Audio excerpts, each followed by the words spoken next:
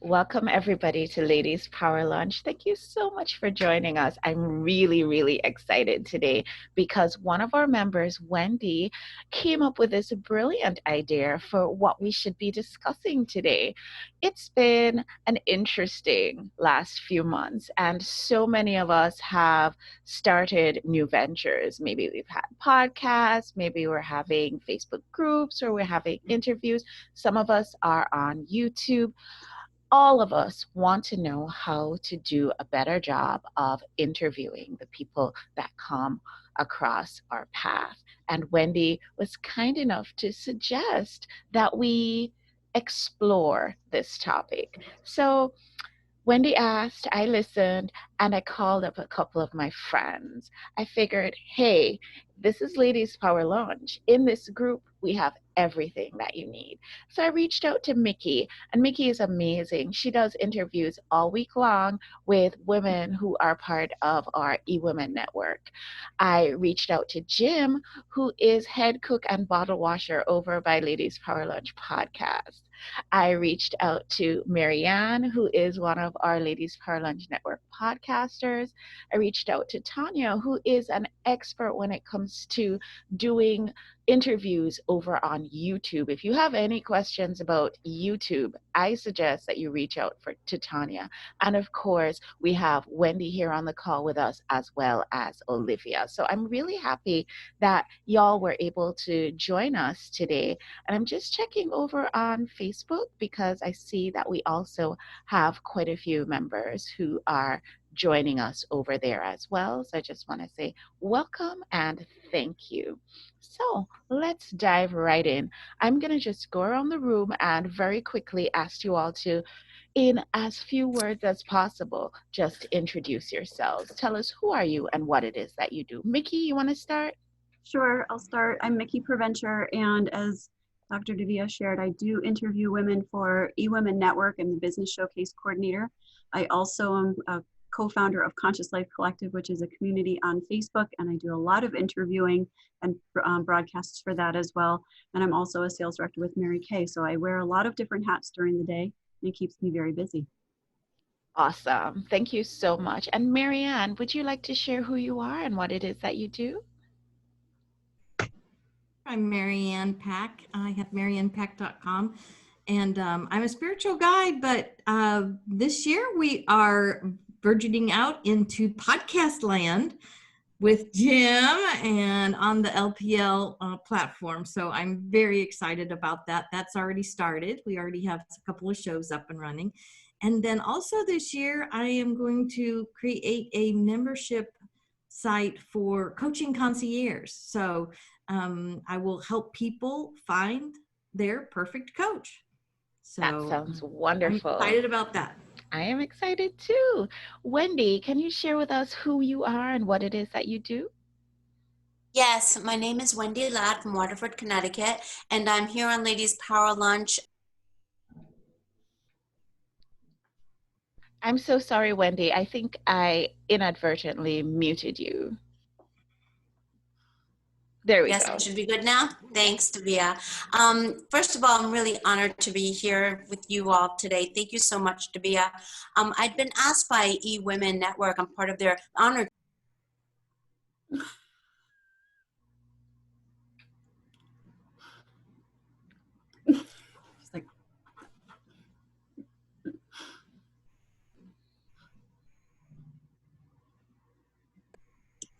Okay. Take 3. Good. All set. Thank you.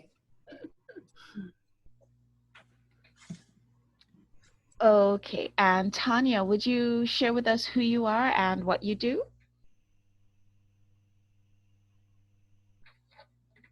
I'm going to go ahead and see if I can unmute you. There we go. Hello, everyone. I'm Tonia Tyler. I'm here in Cincinnati, and I am a video podcast host. My platform is both on Anchor and on YouTube, and that's what I enjoy doing. I love interviewing people and getting their stories out on exposure. So that's what I created my platform for. And we have a couple of wonderful guests joining us today. Laura, can you tell us who you are, coming all the way from England? Tell us who you are and what it is that you do. Hi, thank you, Davia. Good to be here.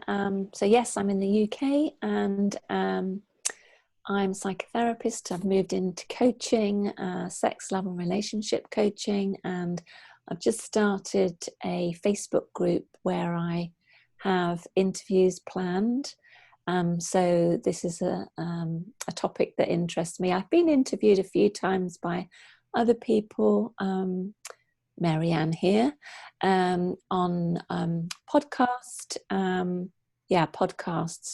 and I plan to do not podcasts, but interviews, I guess, or Facebook interviews. Awesome. Yeah. And you. Olivia, welcome. You're also calling into us from across the pond. Can you share with everybody who you are and what it is that you do? Yes, so I'm in Sweden. I'm helping people to come more fully online with all of their sides, with creativity, with their full aliveness to connection to them being more embodied. And I right now I'm giving more life to my Facebook groups through conversations. So really taking a stand for being fully alive and take all these topics that we need for expand more. So so I'm curious how I can, if anything around getting better interviewer, it could help my conversations too. Awesome. And Jim, I don't know if you wanted to just share who you are and what you do. Yeah, sure. My name is Jim Williams. I am on the converse side, probably right down the street from Dr. Davia right now. I am the founder of Bohemia Creative Services, which is a kind of multifaceted creative services company. Besides doing podcast stuff, which I'm sure we'll discuss at some point today, I also provide a number of artistic services, mostly concerning performance and things like that. I do acting coaching, I do theater consultation, film editing, things like that. And I also, as Dr. Davia said, am the editor, audio engineer, and producer for shows on the Ladies Power Lunch podcast network, of which currently 3 of our members are post shows on Dr. Davia, Maryann, both who are here, and Elizabeth Hill of Green Heart Living. I do their shows. And trying to think if there's any, and I'm also a podcaster. I do a pop culture podcast, a Not Safe for Work pop culture podcast, which is also a comedy show. And we'll be launching a Generation X podcast probably in March. So if you're of that age group, you probably enjoy it. So that's who I am, and that's what I'm doing here. Thank you, Jim. I appreciate you sharing with us. So I'm just going to give you all an opportunity to share with us, what do you think makes for a good interview? What do you think, Mikki? What would you say? So one thing that I feel has been the most important for me, the lesson that I've learned is there's a sort of a pre-interview process for who it is that you're going to be maybe side by side with on the screen. And I always ask the person that I'm going to be interviewing what it is that they are wanting to share, what message they want to be sharing with our community, if it's a product or if it's a service or if it's a message that they want to be sharing, and how it is that I, as the interviewer and as the voice of the audience, can best lead them to being able to comfortably speak to that. Because sometimes people aren't as able to be boastful, right? And so how can I best give them the lead in to just sort of, speak, and then that, you know, and then having a conversation once you're on the screen with that person, as if you were standing in the grocery store having a conversation about their service, product, or whatever it is that they are sharing with the audience. I agree with that, Mikki. Not everybody is really good at talking about themselves. Not everybody is like me. And so, you know, you really have to be able to know how you're going to pull that information out of them. What do you think about that, Jim? Muted myself there. I mean, yeah, I mean, there's really not a whole lot more to say in that direction. Anything you can do to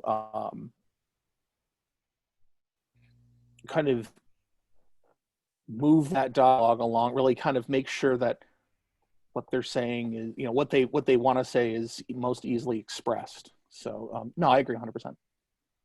Tonia. That was the question, right? Yes, it was kind of the question. So Tonia, my question for you is, you know, when you are doing these interviews, what makes for a good interview? What is the thing that you're looking for? What I love, one of the benefits I've had is doing a pre-call ahead of time. That way we get to know, we can get to connect. And so when they come on, just being yourself and being that, you know, a lot of the guests that come on are like, they're nervous about, you know, sharing their information. I'm like, you're the expert. I'm just pulling out information that you already have. And I just like, we just have a conversation. It's just like, don't worry about the conversation, you know, the camera's being on, or it says you and I talking, what do you want to share? And this is your platform. So I always think just be yourself, let them be who they are, and don't really come with an expectation because you don't know where the conversation is going to go. You know what I'm saying? Just enjoy the conversation. I like that. Enjoy the conversation because you don't know where the conversation is going to go. You know, I have a little bit of a different approach to the interviews that I do, where we do have a pre-call sheet that people fill in, and we do have a process where we do a little bit of texting back and forth. But as much as possible, I try not to have conversation with the interviewee ahead of time, because I like to leave it all right on the camera. And I love the unexpected. I love what you're talking about, Tonia, where you never know where the conversation's going to go, and just the ability to let it go where it wants to go. That is what excites me. Maryann, what is it that makes for a good interview for you? Yeah, I can't ditto enough. Just having that, you know, intake sheet or something. And I ask usually everybody that I pre-interview, do they want me to ask them lead questions, so that they get to talk about it in a way that they, you know, they don't miss any points that they want to cover. And naturally, conversation, you know, questions come up. And so, but I do ask them if they happen to have any lead questions that they would like me to ask. So, but I love the conversation of it. It just lights me up. I just so excited to share people's coaches' work with, you know, my audience. So that back and forth conversation is just my absolute love. I agree with you, Maryann. My absolute joy is sharing other people with our community. For example, this morning we had Nancy Berger on the Ladies Power Lunch Coffee Break show. And oh my goodness, I was just so excited to bring her wisdom to share with everybody. It's always such a joy for me. So I get that. I get that so well. Mikki, if you had to say these are the do's and don'ts of interviewing, what would you say they are? So as the interviewer, you know, and as you're doing the same, you're leaning into the camera just as you would be leaning in as you're listening to someone. I mean, I know it's a little bit strange because we're on the camera, we're getting a little bit closer, but at the same time, it's the same body language, the same presentation, you know, the minimizing the distractions. And I could go on and on about, you know, the best for a Zoom interview and all of that kind of stuff. But the other thing is, when you're introducing the person, you want to introduce and set up the expectations for the interview, and again, just kind of let it go organically. And let them, let them, it, don't come with a preconceived list of questions that you're going to use as your guide, and then be that active listener, because you never know what the off the cuff question will come as you're actively, deeply listening to the person who you're speaking with, because again, you're the ears of the audience. And so what the audience is looking for may not be what you thought you were going to be trying to get out of that guest when you first started to book them. I feel like that is such a gem. Be an active listener. Really have your preconceived questions, sure, but be ready to just toss that out the window, because sometimes the joy that comes from the actual conversation could not be scripted. Sometimes there's just no way that you could know ahead of time the gems that would show up.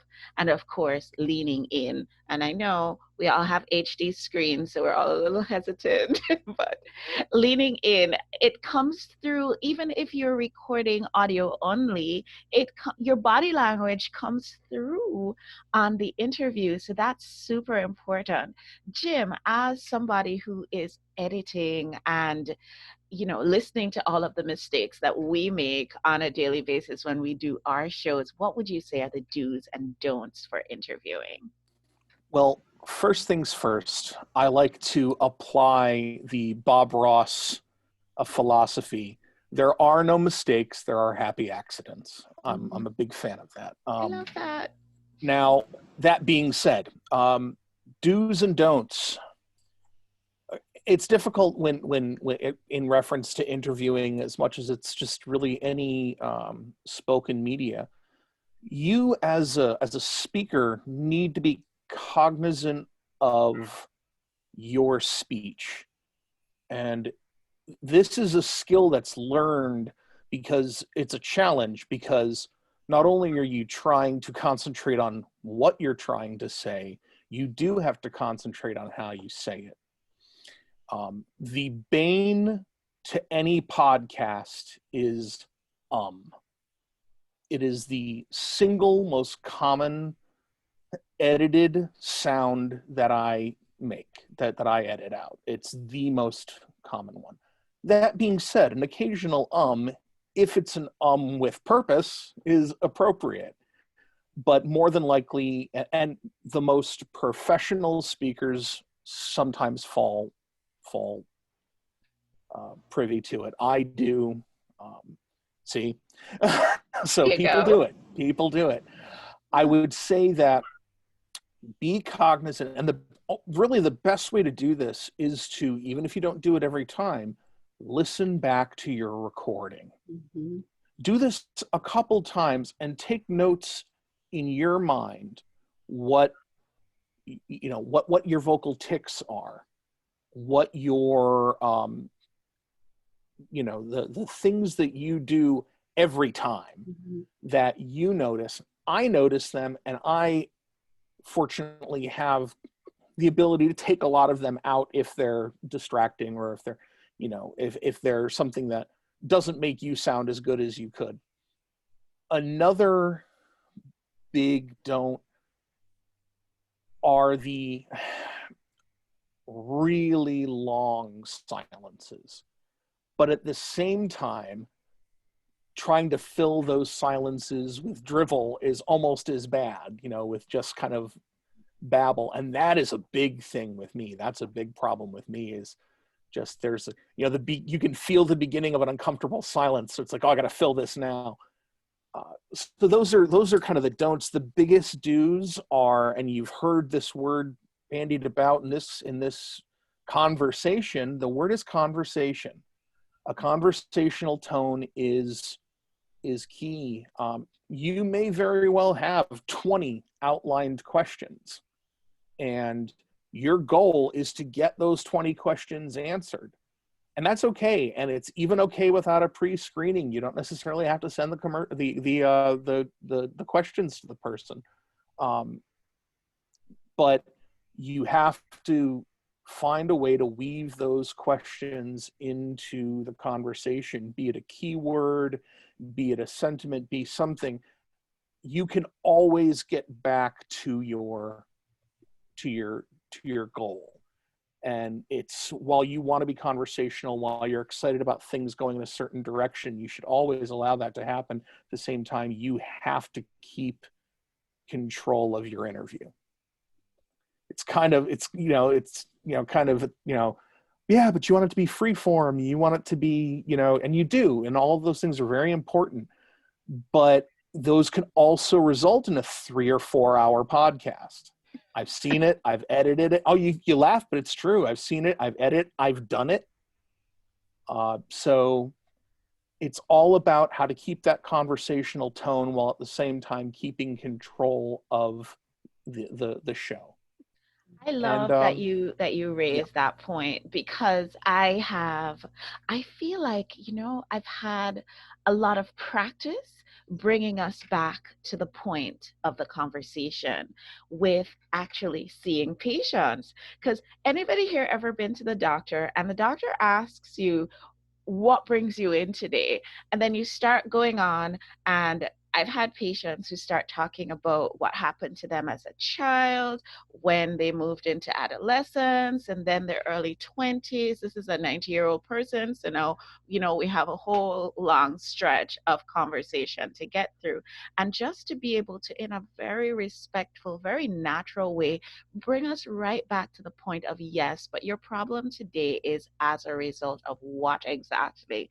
Being able to do that over the years, I think, has helped me to be better at keeping us on point, especially for our shows, which are really, really scheduled for just 30 minutes. Like, there is no more time, because I've got to leave and go see patients. So there is no more time to do this than the time that is scheduled. So being able to, yes, have a conversational tone, yes, leave it open to whatever beauty and gems the universe has to provide, but also being able to bring the conversation back to what it is that we're here to talk about. I think that's important. Did I miss anything, Jim? Any pros, any do's and don'ts that you think we should really be focused on? No, in the vein of being conversational but keeping control of your interview. No, that's really, those are the ones. The other thing is, and this is important, is recognize when it's not going well. Recognize when it's not going well. Mm-hmm. And don't be afraid to, and I do this every now and again when I interview, is don't be afraid to pause, even if it's, this is why I hate live interviews. Don't be afraid to pause and have a discussion with your subject. They want it to be good too. Mm-hmm. They want it to be good too. So pause it and ask, does this feel weird to you? Or are you okay? Mm-hmm. Or am I okay? And because they know as well as you do, more than likely, that it's not going well. So don't be afraid to address it. You're not going to hurt anybody's feelings. And if you do hurt somebody's feelings, telling them it's not going well, it probably wasn't going to go well to begin with. So I hear that. And I see the challenge with that in a live interview, definitely. But mm-hmm. I also appreciate the benefit to just checking in with your person that you're interviewing, your interviewee. I would say that in reference to a live interview, I'm sorry, that's going to require a lot more pre-work if you want to avoid that kind of thing, a lot more preparation. Yes, absolutely. That makes perfect sense. Thanks so much, Jim. Your expertise is really appreciated. Maryann, what about you? Any thoughts on this? Yeah, I definitely like that. And be sensitive, because if somebody's not send you a message and they're just not, the podcast, of course, for mine now this year is pre-recorded, let them have a little wiggle room. If you need to reschedule or something, if they're just not on that day, that's okay. Give them a little space. Fortunately, it didn't happen last year when I did my Coffee and Convo lives, but everybody seemed to be on point. So yeah, I love all these suggestions. I can only say ditto, ditto, ditto every time I hear something. So it's just, this is so good. One of the things that I noticed with you, Maryann, and we've had conversation about this, is ahead of the interview process and the whole checking in to see who's going to be a guest, you actually do some inner work to make sure that the collaboration between you and your interviewee is actually going to be a good collaboration. Would you say a little bit more about that? Yes, I definitely, I only invite people that I feel there's a connection and there's a pulling the two spirits together. So, because the point is to give value to the people who are listening. And if there's a mismatch, it's going to be felt. That energy is going to ruin that show. Energy That is particular everything. episode. So it's just, it definitely, you have to be aligned to choose your guests. I love that. I love that because the truth of the matter is the guest could look perfect on paper, but the energy between the two of you might not be electric. It might not be right. It might not even be that it's a bad match. It could also be that it's not the right time for this interview. And so I love your process of checking in, tuning in to see, is this right for me and is this right for now? I think we always like to do things in a way that is aligned. Miss Tonia, will you share with us what your absolutely do's and absolutely don'ts are for your interview process? Before I do any interviews with anybody, I always get my mind right. I go for a walk before I do any interviews because I know other people are bringing energy, and if my energy is not right, it sets the tone off kind of differently. So sometimes I'm just a little more focused. When I know they come in, it's like you have that opening when we don't record right away and we get that energy right, and I can tell. Usually, it's like my energy is mirrored back by their energy, and then that's how we can get a good energy. Because like I said, it's just because I'm the main person that's on the show every day, right? So if they can pick up that my vibe is not right, I think that the guests can pick it up, and so can the audience. So I always try to get my mind right, and I keep a timer, and then just as we getting close to the time, I let the guests know this is going to be the last question, so get ready to wrap it up, because I let them know where we are in the process. So I have a I timer like that keeps that. me on schedule, and they keep a timer on their schedule. So when they know I'll be like, this is the last question I want to get to you before we wrap it up. So they know this is the last question. We're not drawing it out after that. So I'm controlling the conversation. I love that. Well, guys, this is the last question because, of course, we are already over time. The fact of the matter is, this is a topic that we could have a 6-hour podcast about, Jim. Am I right? So I just want to throw this out there and, unmute yourself and just share as you would feel. Is there anything you think we missed? Any really key points, any words of wisdom that you'd love for our viewers to take away today? Go ahead, Mikki. Be curious. Yes. Always be curious and practice. Find a mentor, find an idol. My idols are Oprah and Katie Couric. And if you watch your idol over and over and watch their interviewing skills, you will find your own. I love that. Oprah is also one of my favorite mentors, so I can totally identify that with that. Anybody else have any last words of wisdom, Maryann? I just have one thing. I feel like I'm more of an introvert and never thought I could ever ask people questions. Oh, I'm an introvert too, so you and I both. Yeah, but I'm just saying, introverts can do this. Yes, they can. Don't think that just because you tend to be shy or a little more introverted, that you can't have a glorious podcast.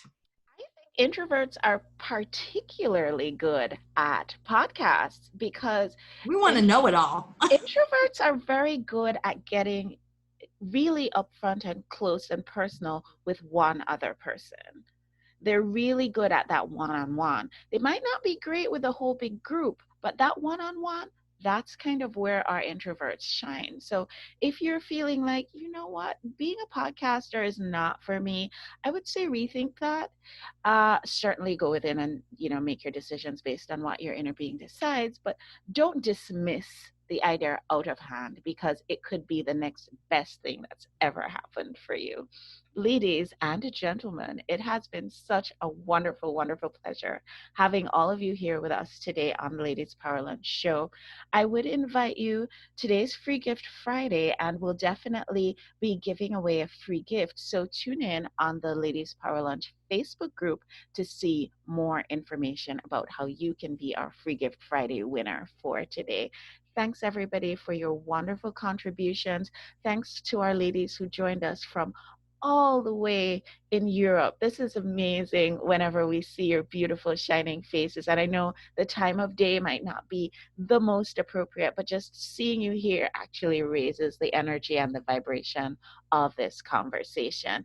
Tonia, thanks for coming to us all the way from Cincinnati, Maryann all the way in Texas, and of course, Mikki all the way in Massachusetts. I feel like we're really, really well representing the eclectic group that is Ladies Power Lunch. So thanks everybody for joining us, and I'll see you on the next show. Bye bye.